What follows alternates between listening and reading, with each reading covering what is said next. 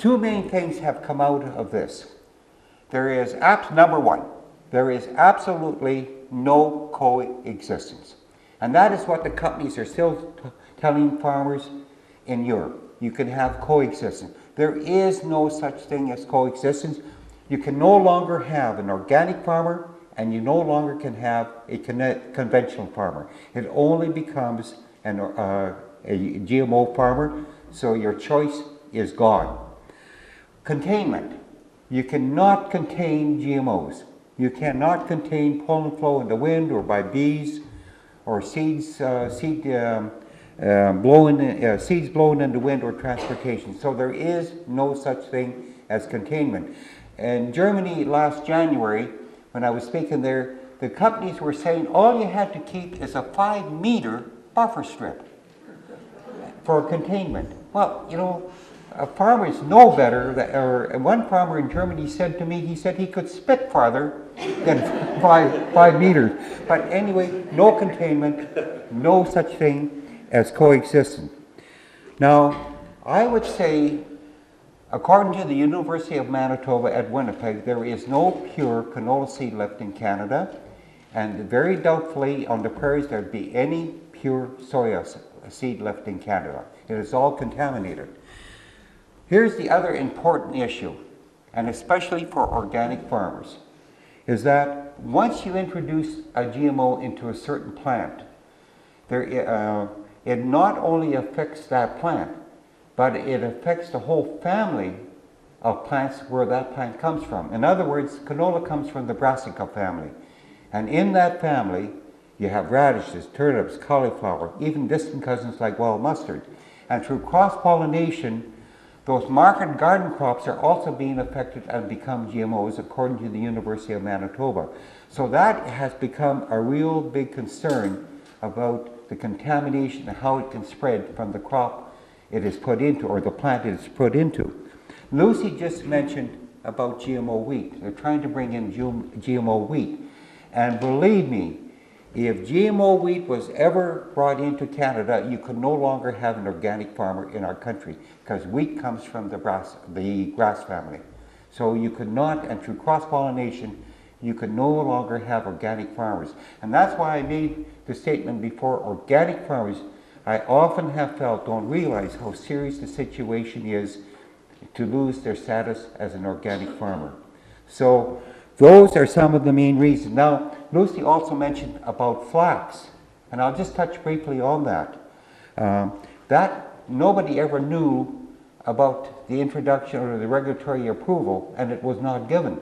But I'll go back a little farther. About 7 or 8 years ago, the University of Saskatchewan, a professor, a research person at the University of Saskatchewan at Saskatoon, a person by the name of Alan McEwen, who was going out in April to the high schools in our province and mostly in the area east of Saskatoon, more or less in the heart of the canola growing area up to the northeast and to the border of Manitoba, and he was given little packages of flaxseed out to the students and saying to the students, take these packages of flaxseed home and give them to your father and have them planted.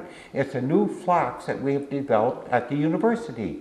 But what he did not tell the students, it was GMO flax, which was not given regulatory approval or anything, and it was found out what he was doing, and so there was an immediate recall of all the flax that had been given out, but we're sure that a lot of it was not brought back in because there was enough flax developed at the university, GMO flax, to seed 60,000 acres.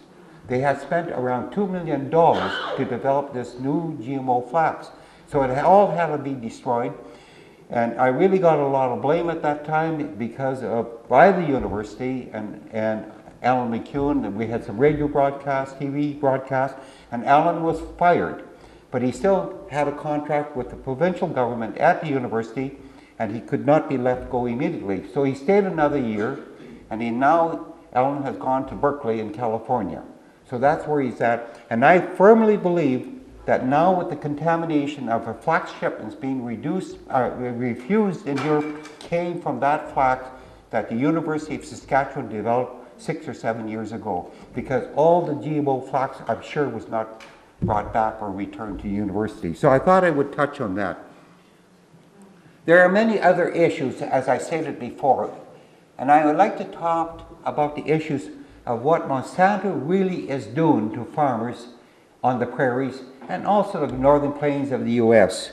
And that, I have one of the later contracts with me, and I'll just touch briefly on that contract, because there's some new clauses in it for 2009, this crop year. And basically, besides that, a farmer can never use his own seed. He must buy the seed always from Monsanto. He must pay Monsanto $15 an acre license fee each year. But worst of all, he must permit Monsanto's police, gene police as we call them, or investigators, to come on his land for 3 years after he signs his contract, even though he may only grow the crop 1 year. And these inspectors can go on the farmer's land, they can go into a farmer's granary, they can get his tax records, his farming records, inspect his crop, and with or without the farmer's permission.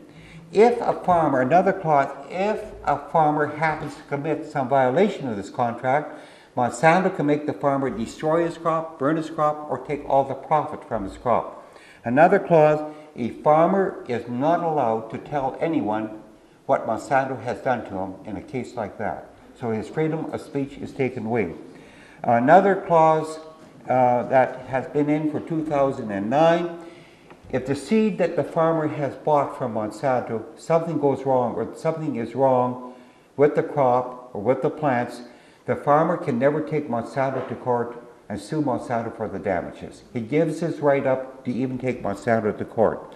So that is in this contract. You might ask, why does a farmer ever sign a contract like this? A lot of farmers never ever read the contract. I've talked to many farmers. The application form was on one side, the policy was on the back side, and print you needed, and believe me, in print that you needed a magnifying glass. And a lot of times they were faxed to the farmers with just the application on one side. But really, it does not matter now whether you sign that contract as a farmer or not. Because if you are contaminated, you fall under the same conditions as if you signed the contract. Secondly, if you open up a bag of Monsanto seed now, on the side of the bag it says, by opening up this bag of seed, you agree to all the terms and conditions of Monsanto's patent law number so and so and so. So just by opening up a bag of seed, you fall under Monsanto's policy or contract. So that is their contract. Another, to me, I think one of the worst items that Monsanto does is this one right here.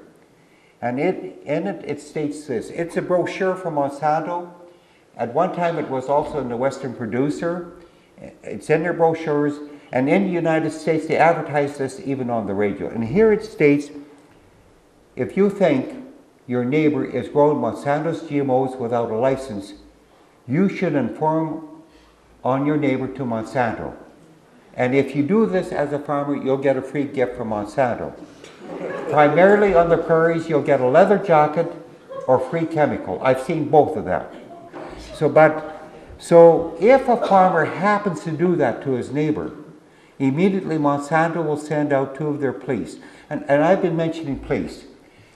Who are they? They're former RCMP officers based in Saskatoon under the name of Robinson Investigation, which do the investigation for Monsanto across Canada, plus Monsanto have their own representatives. So Monsanto immediately sends out 2 of their investigators to a farmer's home. And they'll say to a farmer or his wife, we have this tip or rumor that you're growing Monsanto's GMOs without a license. And a farmer or his wife may say, we're organic farmers, we're conventional farmers, we don't want to grow GMOs, and we would never grow it.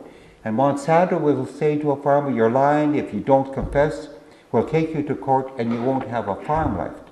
So the result of that is this. A lot of the farmers, after Monsanto's investigators leave, will think, well, which neighbor has caused me this trouble?